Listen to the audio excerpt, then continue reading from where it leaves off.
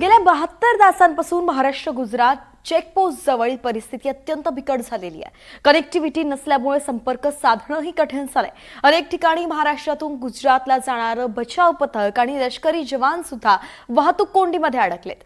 Vapi checkpost बंद आहे। काल रात्री हलका पाऊस होता, पण आता पुन्हा मुसळधार पाऊस सुरू झालेला आहे आणि म्हणून महाराष्ट्र गुजरात सीमेवरची चेकपोस्टवरची ही बिकट परिस्थिती आपण पाहतोय।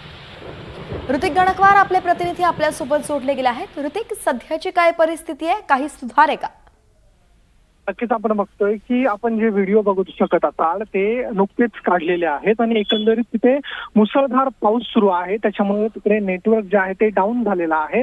मुसळधार पावसामुळे तिकडचं चेकपोस्ट देखील बंद झालेलं असून मोठ्या प्रमाणात ट्रॅफिक जे आहे त्याच्या लांबच्या लांब रांगा ज्या आहेत त्या आपल्याला तिकडे पाहायला मिळत आहे। सततचा जोरदार पाऊस सुरू असल्यानं तिकडचं जनजीवन जे आहे ते विस्कळीत झालेलं आहे आणि याचा फटका वाहतुकीवरती थेट पडलेला आहे। जवळपास 50 ते 40 किलोमीटर पर्यंत वाहनांच्या मोठमोठ्या रांगा ज्या आहेत त्या गुजरात आणि महाराष्ट्र चेकपोस्टच्या ज्या रस्त्यावरती लागल्याचं पाहायला मिळतंय। पूर्णतः धुकं जे आहे ते पसरलेलं आहे। जोरदार पाऊस सुरू आहे, नेटवर्क डाऊन आहे। अशातच आता बचाव दल त्या ठिकाणी सर्व जे नागरिक अडकून पडलेले आहेत ट्रॅफिक मध्ये असतील किंवा आजूबाजूचे गावं असतील त्यांना वाचवण्यासाठी बचाव दल पोहोचत आहे। मात्र ट्रॅफिक एवढ्या मोठ्या प्रमाणात आहे त्याच्यामुळे त्यांचाही संपर्क जो आहे तो होऊ शकला नसल्याचं पाहायला मिळतंय। एकंदरीत आपण बघितलं तर पावसाचा जोर आहे तो कायम असल्यास पुढची परिस्थिती जी आहे ती अवघड होऊ शकते।